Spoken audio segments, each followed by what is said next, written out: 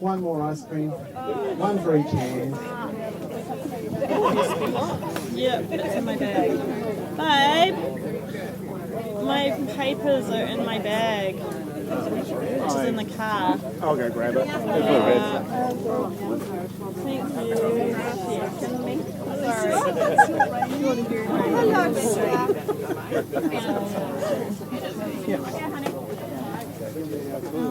Where is my ice cream jar? Where is it? How many do I need? We didn't even bring tea. Another share. No, I know, I thought about that in the house. You don't want an ice cream, babe. Why not? Pink. Or giant one like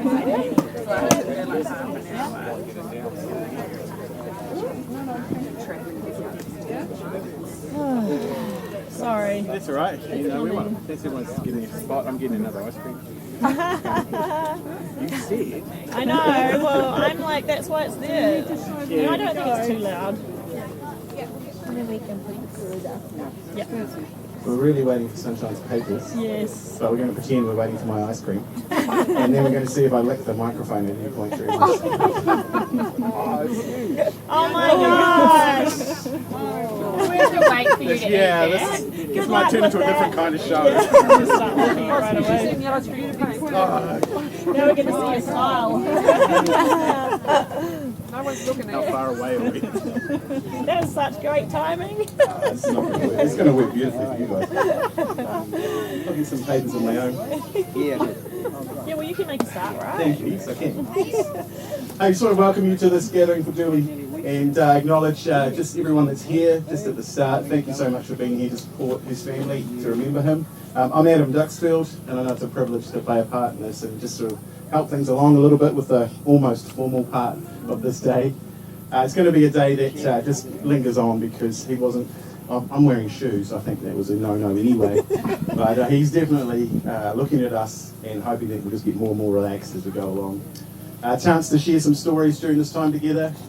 You're welcome to come forward and use the microphone just so everyone can hear. But also too, just a chance to be together and remember him, share the love that we have for him. And even in the silence, I know that he's here and he's in your thoughts, and I know that his family particularly are in your thoughts as well.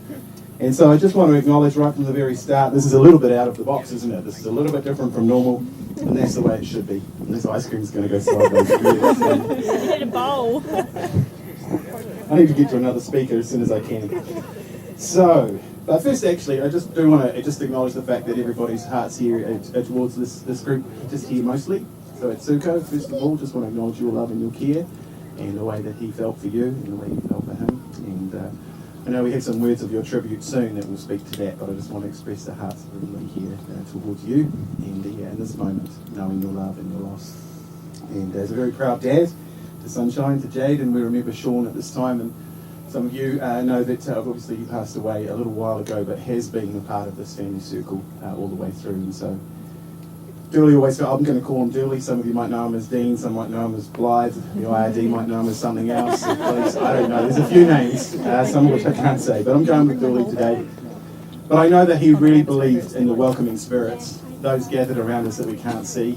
And so even in this moment, we recognise that his presence is here, but also to the reunion with Sean and the other loved ones that have passed away from this family circle, very much together. And I guess for us, we're a gathering to love him, and we're in some ways handing on that love and care to those who've gone before him. And so, as a very proud dad, I know that actually people see a lot of him in you, whether or not that's good news or not. It is a very good thing to do, to be a living tribute to your dad. A really special part of a life and who you are, the provision, the advice, the care, the foundation that he's been to you, the friendship, the moments that you've shared. We honour you in this, and your love and care for him too. Really do honour that. And for those who have joined you in life too, actually have come to know him in your own way and had their own relationships. And of course too, one of those that we remember is Gay, and acknowledge the part in life that they shared. His granddad, or Pucker, to Jordis, Amber, Brody, Nathan and Devon in Canada.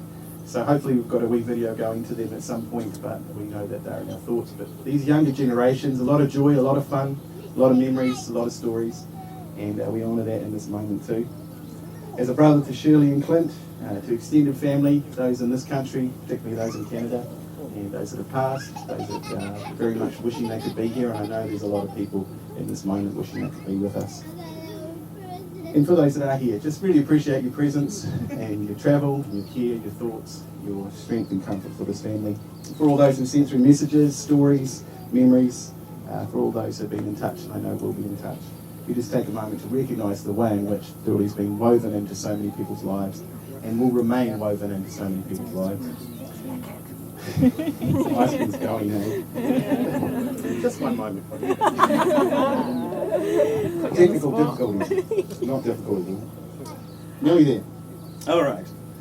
So actually, just to extend that invitation for anyone that would like to say a few words, you're welcome to. In a few moments, we'll have a few words from family first.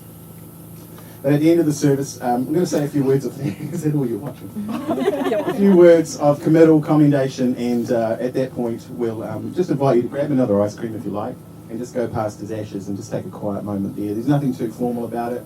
You can do it at the end of the service. You can do it into the evening, and just take a quiet moment to say a few well. Maybe here, maybe just wander off, look into the trees and the view that he loved, and the spot that he loved, and say a few words of farewell, dear, of your own. So before we go too much further, I am going to invite, first of all, the girls together, or just Sonny? Yeah. And I'll let my ice cream, but they're going to tell you how they feel about you there.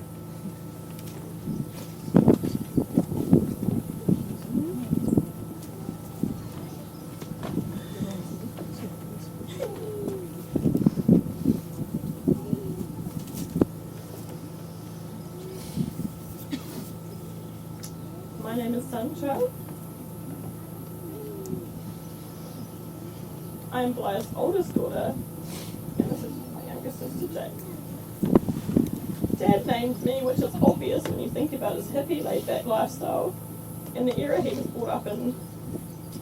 The first question I get asked when people find out what my name is, were your parents hippies? And I would say, if you saw my dad with his long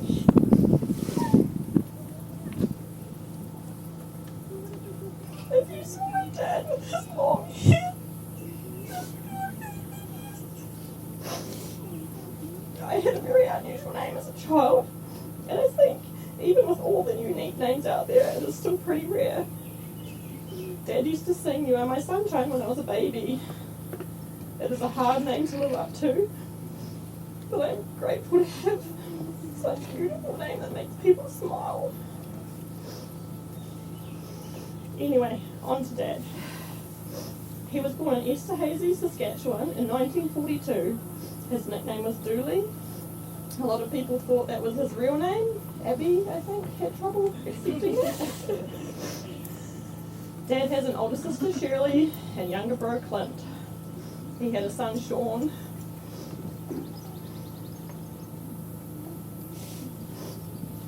Who tragically passed away at only 27 years old. Sean has two sons, Nathan, who happens to share Dad's birthday of August 23rd, and Devon. So Jade and I were aunties when we were only babies. Devon now has 3 of his own sons, so Dad was a great-grandfather. Dad would have had many jobs over the years. When he was only 11 years old, he lost his own dad suddenly, and so had to grow up pretty quick. He had before and after school jobs. One that he mentioned to us was delivering groceries. He was also a banker, worked on the railways, and the main one was evergreen eavesdropping, which he started in Canada. And then he imported the first roll forming machine into New Zealand and started continuous spelling and downpipe. As far as we were aware, Mum and Dad met at a barn dance in Dubuque, which is in Canada. They married in April 1982 and were married for 29 years. Dad was definitely a hard person to live with, as only those of us who lived with him will ever understand. It was a damned if you did, damned if you didn't kind of situation a lot of the time. But Mum did love her life travelling back and forth between Canada and New Zealand every 6 months. I remember when Dad first met Atsuko, I didn't really know she existed until one day when he was at my place. He broke down in tears, saying she had gone home to Japan. I'm pretty sure it was just for a holiday, but he was really upset, and that's when I realised how much he cared for her. Dad loved you very much, Etsuko. And even though I imagine he didn't show his appreciation and gratitude as much as he should have, he certainly voiced it to me. My kids have all grown up having you in their lives, and they absolutely adore you. You will always be a part of our family, and we hope to spend lots of time with you.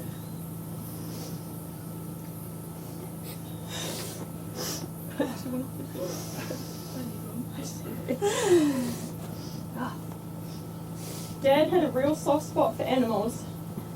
We had a rooster living at our place in Gisborne, and it especially drove Jade crazy. So Dad got rid of it. He didn't tell us how, but later we found out he had taken it to a park and just let it go. Dad could never kill animals. Oh, except for flies, that was definitely an exception. One time at our cabin in Flint, Dad came out wearing these shorts that were far too short and far too tight. Jade and I laughed so hard and for so long that Dad turned around and walked out saying, "Well, you girls just laughed me right out of these shorts." Dad had lots of sayings. Some of them may just be from Jade and I's childhood, but here are the ones that we remember. Anytime someone left the door open, you would hear, "Were you born in a barn?" If you were walking noisily with your heels stomping across the floor, it would be, "Hey, thumper!" He definitely was a do as I say, not as I do kind of person, according to Mum. Any sign of a cough or a tickle in your throat, and he would say, "Drink some water." Dad really didn't like slouching. He would tell you to sit up straight and imagine there's a string attached from your head to the ceiling. He also really did not like it if you had your elbows on the table and were resting your head in your hands, and he would push your elbows off the table and tell you to sit up. One of my favourites. When someone burps, that was well brought up. Why weren't you? If we were picking our nose, are you digging for gold? If you were taking too long to do something, he would tell you to hurry up and shit or get off the pot, which is so hypocritical. Dad was a one extreme or the other kind of man, and he went through many phases. If he read about something, then he wanted to try it. Some of the things were quite gross and made you wonder what was going through his mind. He did things like drinking his own pee, eating grass, literally grass from on the lawn, making weed salads, which a lot of the time actually weren't too bad. And his last one was eating at least 6 raw eggs every morning. Anyone that knows Dad really well will know that one of his favourite foods, apart from weed, was ice cream. Hence why we have an ice cream truck here, so please help yourself to at least a couple in the memory of him. He also really liked Pepsi and at times tried to wean himself off, but he really did struggle. He loved watermelon and blueberries. Another favourite food was chocolate, but we do wonder if that was more when he had the munchies, which was a lot. When we were kids, if there was no chocolate in the house, Mum would have to make him chocolate icing. In later years, Dad would sometimes tell me, "You better learn to like yourself because you're the only person who will spend your entire life with you." This couldn't be a true statement, and it really does make you try and like yourself a little more. We would like to mention a huge thank you to Sticks, Eduardo, Uncle Mark, Auntie Liz, Mon, Serena and Abby for coming out to our little working bee and helping tidy up a few things around here so that Atsuko has a fresh start on things. I also want to thank you to everyone who took their time out of the day to be here today. Our biggest appreciation and thank you goes to Atsuko, Sticks, Eduardo, Pete and Percy. Without these wonderful human beings, we may not have been able to keep Dad's wish of being at home, so for that we will be eternally grateful. I will always remember Dad for his generosity. He would buy homeless people food, he gave people jobs, and always tried to make sure they were looked after. If anyone needed advice or money, Dad would be there to help. I think a lot of people gained valuable life advice from Dad, and it made them realise that they could change their lives and really do what they wanted to. When we were younger, and if we were in a crowd, the way Dad would let us know where he was to let out a big woo! In the last few years, he toned it down a lot, and it turned into his signature goodbye. So I'll eat my words for Dad as he would when we were parting ways. Woo!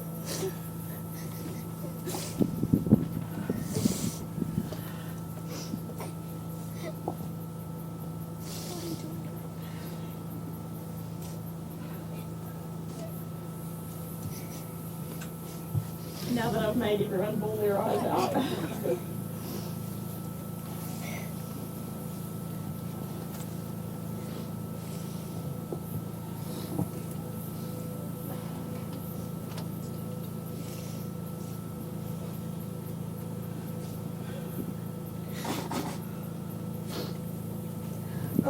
I just want to say, fuck you, cancer. You took away one of the most important people in my life. Parker always wanted the best for me. He never failed to believe in me and my goals. You were always at dance recitals and volleyball tournaments, being my biggest cheerleader. My favourite memories of you were always during the summer. We would get up at 6 in the morning to pick berries before going for a swim at West Shore Beach. The day would end with getting 5 ice creams before dinner and being told not to tell Mum and ruin our dinner. These were some of the best days of my childhood. I was pushed to my limits by you and always told to live my life to its fullest. You are one of the reasons I am the best version of myself. Mum is now my best friend because of you.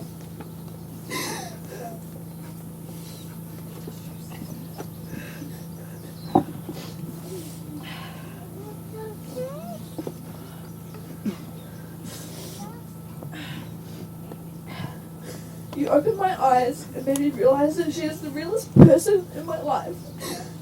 That she is the one that will be there for me no matter what. I'll forever be grateful for this.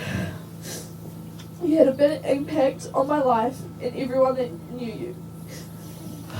My heart will forever have something missing until I see you again. This is not goodbye, but thank you, and I'll see you later.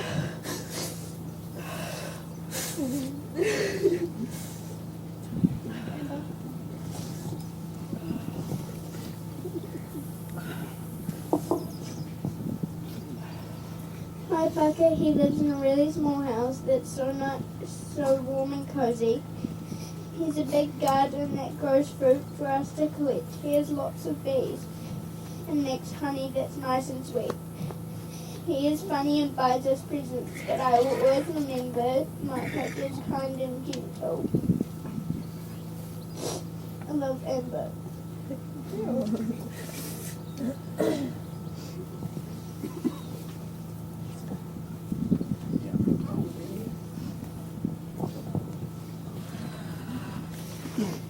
Thanks, guys. I'm reading Atsuko's tribute for her. Some of you might know her as Suzuki. Yes. That's what he called her.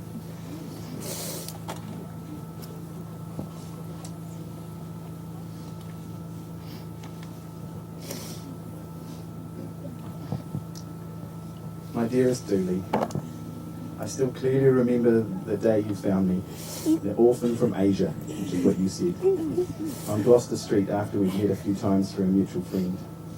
You always said that the spirits made us together, and truly you became my best friend for 12 years.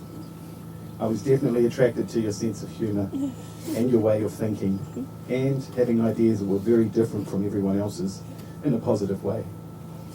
Your advice led me to the right directions and solutions when I had difficult situations. You were my best advisor, the one who understood me the most. And more, you were truly friendly and generous, who got on so easily with everyone else. Though you did have a bit of a temper sometimes. However, we knew what you needed for your attitude adjustment, which was your precious time with the hoochie coochie. So I deeply honour and respect and admire the way you lived. I will miss you so much, and I love you more, which is what you always told me. I very much appreciate what you've done for me and the way you allowed me to be a part of your life. Last but not least, I would like to thank everyone who especially supported and looked after Dooley in such a difficult time. You have been his greatest company. Thank you so much. Love from Suzuki, Atsuko, and a lot of kisses and hugs.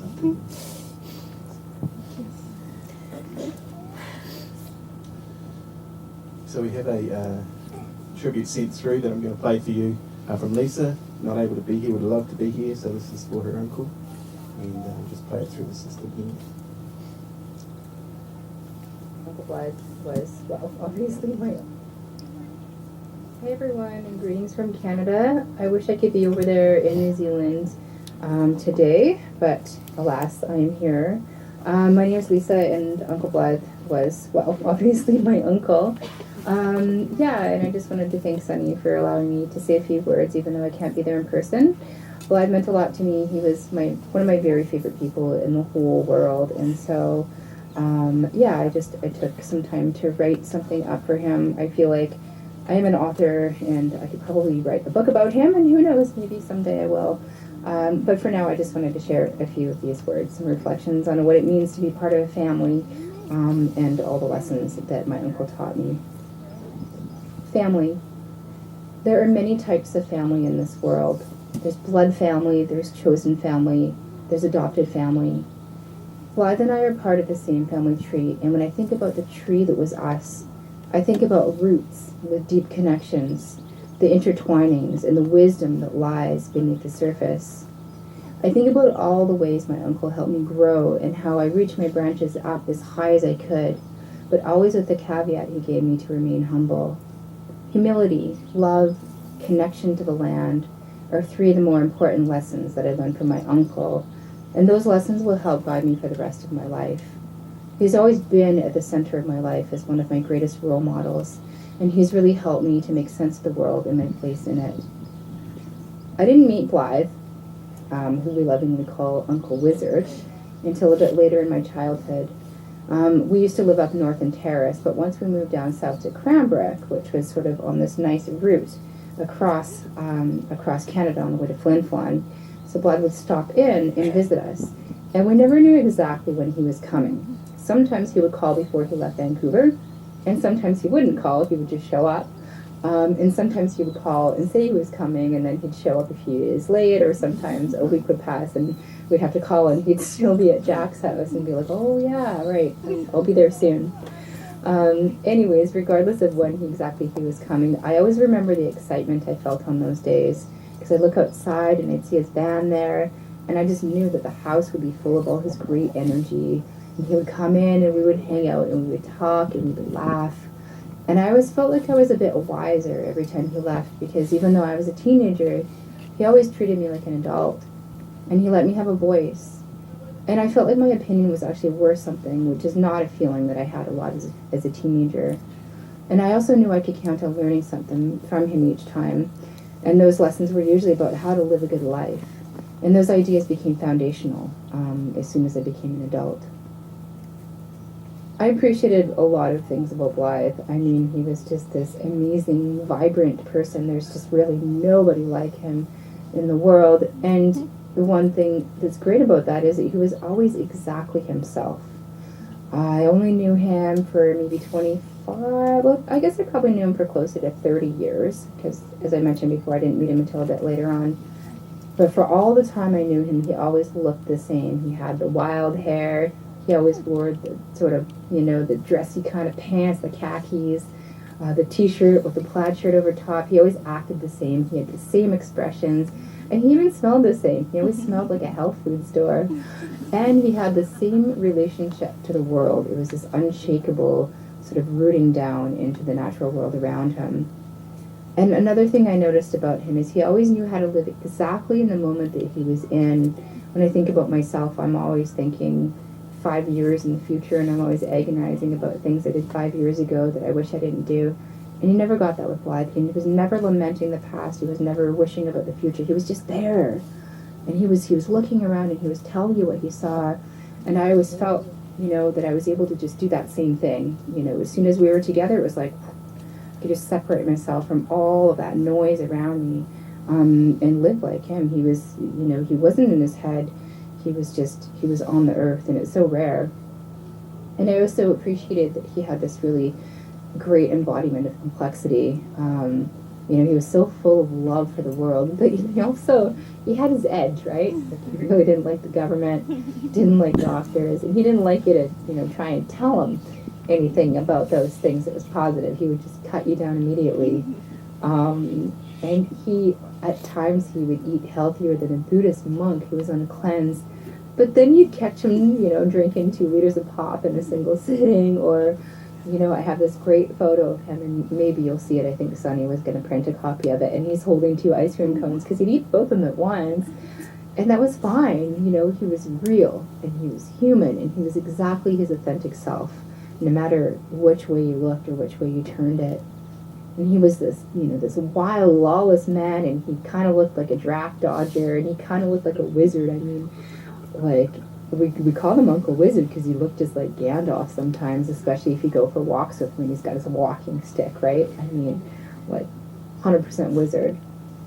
And, he'd show up at our house, and he'd come in there, and he'd cook different food. I mean, he always ate organic. And, we weren't necessarily super unhealthy, but we weren't, we didn't eat like that. We didn't think like that. And he'd say, I remember he would just be like, woo-wee. He always had that sort of way of being like, woo-wee. And he would say it all the time when he thought something was exciting. And sometimes there'd be like 20 exciting things in a day. And I just thought he was so cool. And I thought it was great that he lived in 2 places. And he was one of the first people that said to me, if you figure out what kind of life you want to have, you can have that life. And he always said that. He was like, you can do what you want, and you can be who you want to be. He didn't say it in that sort of, tacky way that, like, rich people say. They have infinite resources, and they're like, oh, I'm rich, I can do whatever I want. Or, like, that really naive way that just completely rejects any sort of barriers. I mean, what he meant was that he thought that I, as a human, had the critical thinking skills to envision a life that I wanted, and that I personally could remove barriers and make those things happen. And he was right. And I've tried, and I've been successful in the most part. And a lot of it has to do just with him, and I'm so grateful for that. And I'm grateful for all these different moments that I've had with him. I would have loved to live in the same city as my uncle. I really, if I look back, if there's one thing I could change about my life, it's when I was younger in my 20s and traveling all over the world, I should have went to New Zealand, and I should have just like lived with him and had some time with him, his family. But that's not what happened, and I can't take that back. But what I do remember is all these great walks we would have in Cranbrook. We'd go through the community forest. I took him one time up to Lucier Hot Springs, and it was just me and him. And it was just, we went up in the morning, we were back by dinner time. But we got in the adventure van, and we drove, and all he had in the van was a CD. It was one CD, and it was Graceland. And we listened to it over and over again, probably like 4, maybe 5 times, the whole way there and the whole way back. And I love that. I'll always hold that idea. And, he's just sitting in the passenger seat. I was the one driving, and he's just sort of bopping and grooving, and he's looking out the window. And yeah, he was in it. We were both in it. And we've had many, many long conversations over the years. From our gardens, right? He would be out in his deck surrounded by birdsong. I'd be on the other side of the world with my own birdsong. And, as I'm saying this, I realize just how parallel our lives have been in certain ways. We both live close to nature, we both live near water, and we both have these wild gardens. And we both have really bad cell service that we appreciate because it means that not everyone can reach us at the exact second that they want to. It gives us a little bit of space to be ourselves, disconnected from that wider world. And so we would be there trying to reach each other through that frequency. And that's another thing we really appreciated, I think, is that we saw each other as existing on a similar frequency. And it's not the frequency that like everybody else is on, that's for sure. And we didn't take for granted, I don't think, what a gift it was to understand and to feel understood by another human in this world. Yeah. Another memory I have is 13 years ago, I took the bus to Flin Flon. Took forever. So really have that appreciation for the way that blood would slow travel. You know, sometimes it would take weeks to get to a place. And so I kind of did that, going to his house. I think it took me 4 days to get there. And then, you know, after my 4 days of traveling, I was able to spend 4 days with him at the cabin at Phantom Lake. And I remember this one day we walked all the way from Phantom Lake into Flin Flon, and we were barefoot. And it really hurt for me because I'm not used to doing that, but he walked barefoot everywhere. I mean, I don't think I saw him wear shoes at all during those 4 days. You know, we went to the drive-in, no shoes. Went to town, no shoes. Went to a restaurant, no shoes. And of course at home, just barefoot all the time. But I knew why he did it. You know, he wanted to feel connected to the ground that he was walking on. It was, you know, that same principle of connection with the land. And so I did it too. It hurt walking to town. I think it's 3 kilometers. But it also felt really good, and I could feel what he was talking about. And we got into town, and we're both barefoot, and some people looked at us like we were weirdos, and then other people, you know, who knew Blood would look at him, and I could tell that they thought he was one of the smartest people in the town.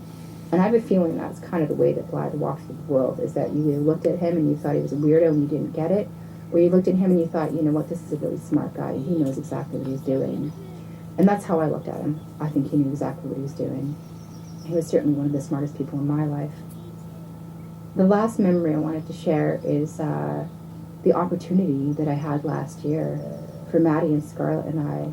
Uncle flew us to New Zealand, and he was so generous like that. He had this open policy that if you were in the family and if you wanted to go there, he would always say, I've got a ticket waiting for you. And a lot of people didn't take him up on that, but we did. And we got to be there for 3 weeks. We stayed down in that beautiful estuary at Variety. Finally, after all those years of talking to him, I could always hear the birds in the background. I could hear it myself.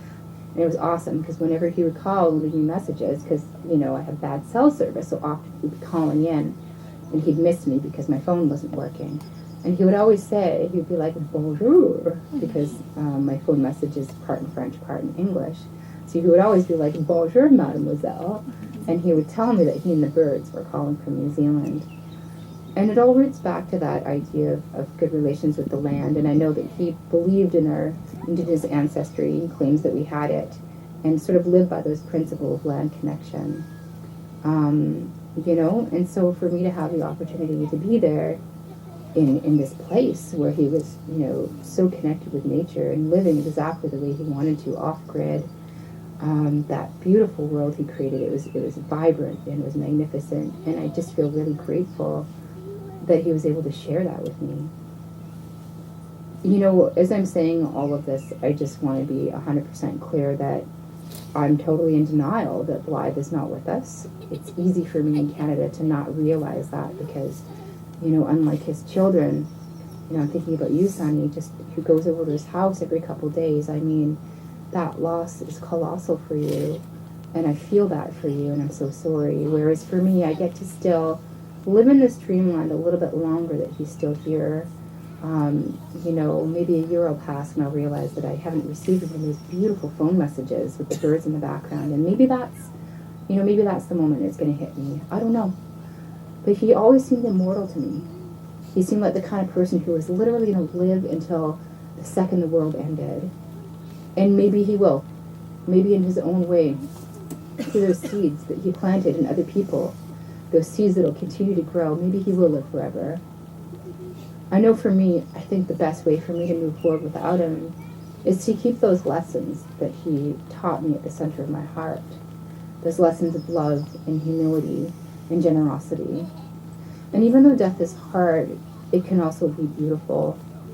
There's something about loss that can give us a push in the right direction. a push to live in the moment that we're in, so that we don't take people for granted, we don't take the gifts of nature for granted. I think that sometimes loss can clear a path for putting those principles into action, those ones that specifically honor the people who have taught us so well. And so I just want to keep doing my best to live in a way that would make him proud, and that's a life where I'm humble, and that I don't take things for granted, and that I give as much as I can to others without expecting things in return, and that I'm not afraid to love, and that I'm not afraid to take risks, and that I'm not afraid to live in two places if I want to, and fling myself to corners of the earth if that's what I want to do, to work hard, to be in relation with the land. I just hope that I could do all of those things in a way that would make him proud. And I don't know what happens to the spirit after we die. I'm not entirely sure of my uncle's beliefs, but I could tell you I would not be surprised if right now the wind is blowing through Variety, if his voice is in there somewhere, just quiet, but maybe if you listen, that deep kind of listening, maybe you'll hear him. And those swans, when they glide across the estuary, I would not be surprised if his spirit is in some way following in the wake of that glide. And in the choir of the morning and the evening bird song, I would not at all be surprised to hear a choir of chirps that might translate to something like, "Woo-wee!" Oh, isn't this a beautiful life? Oh, there it is. There's the grief. It's real. Thank you for letting me share some of my thoughts today. Thank you for those of you who are there for taking care of him during this last year where things became difficult. I wish I could have been there myself to help. And I wish all of you so much love as you find your own ways forward with this Blythe-shaped hole in your life. May you fill it with things that would make him proud. I guess that's it. That's all I have to say. Thank you.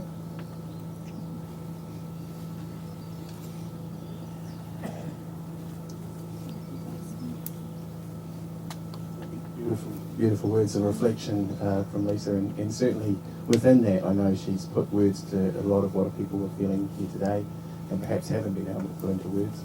But so we appreciate that, and also just taking the time to do it and to sit here in this beautiful setting in this very special location and just allow those thoughts to come to mind. And so I just want to invite anyone here that did perhaps come prepared or perhaps thought of something they'd like to say, a story you'd like to tell, something you'd like to say to Blythe yourself or share with us. Was there anyone here that felt they could? I think that's the first question, and would like to.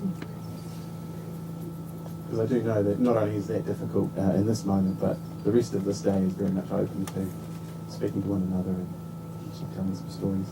Just while you give it some thought, I do have some lyrics from a song. This is from Styx, and this is his tribute, and quite fitting words for his friend. It says, "I am a truthful man from the land of the palm trees, and before I die, I would like to share my verse with you.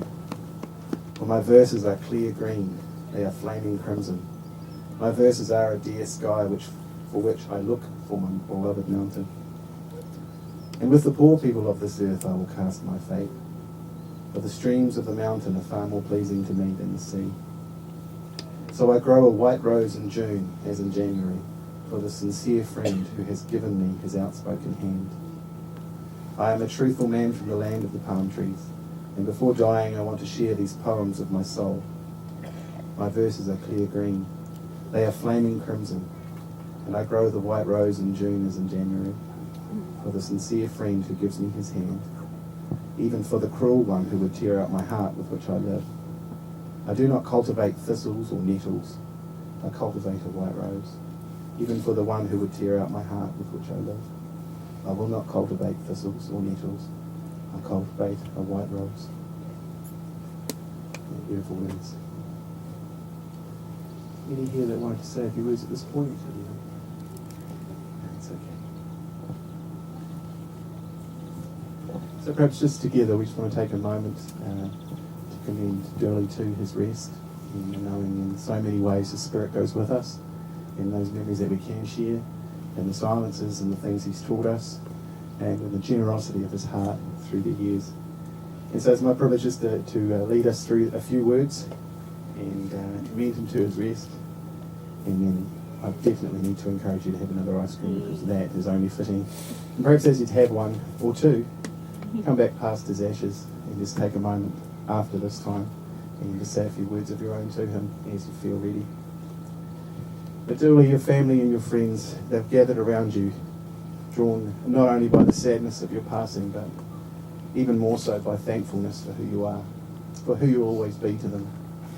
Your love, which, as we know, is eternal, will remain a part of their life, and the love they have for you will always be for you. And so while we acknowledge this as an end of a journey for your earthly body, who you are, so very much remains a part of who we are.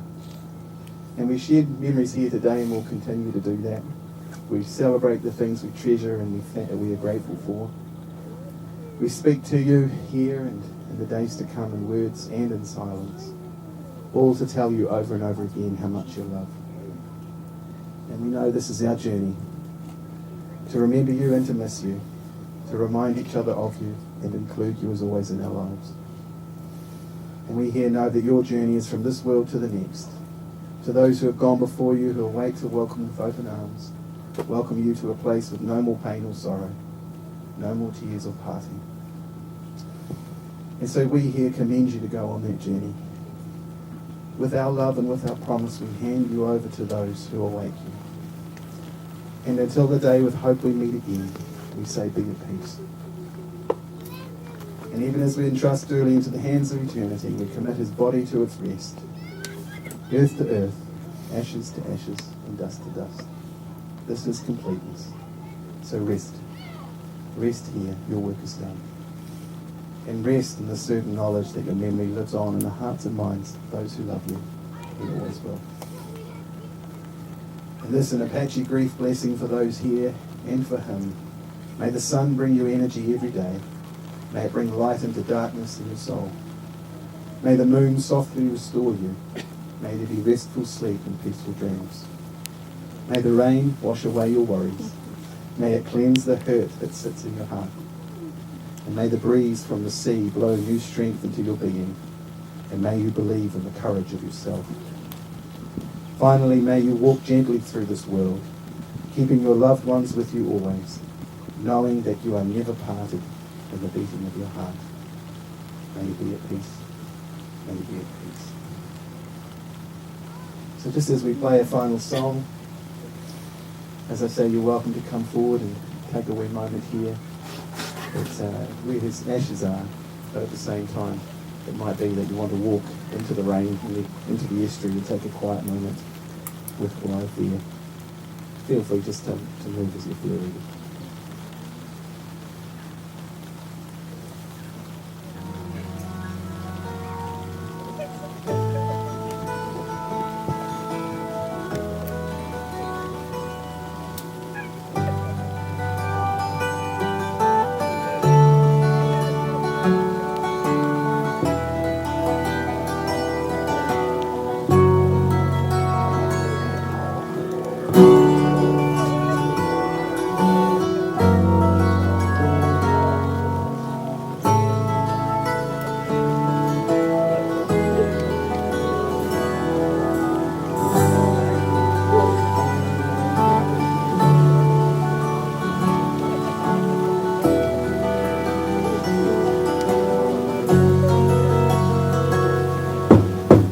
On a dark desert highway, cool wind in my hair, warm smell of colitas rising up through the air. Up ahead in the distance, I saw a shimmering light. My head grew heavy and my sight grew dim. I had to stop for the night. There she stood in the doorway, the mission bell, and I was thinking to myself, this could be heaven and this could be hell. Then she lit up a candle and she showed me the way. There were voices down the corridor. Well, you stay here, me and Joe will bring grapes up. Welcome to the Hotel California. Such a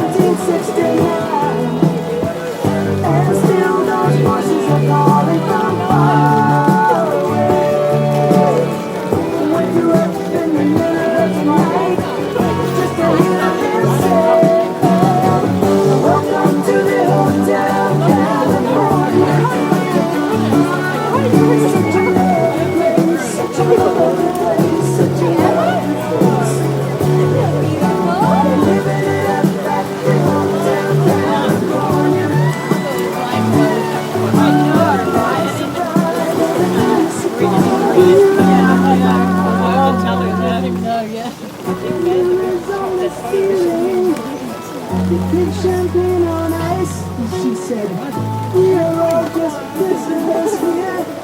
About only the price. Gathered for the feast. Standing with their feeling now, but they just can't kill the beast.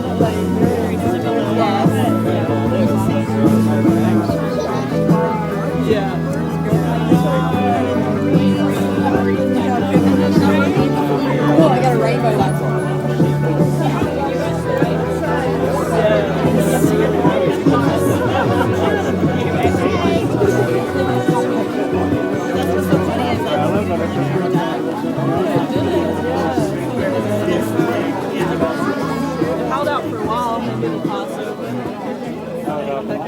but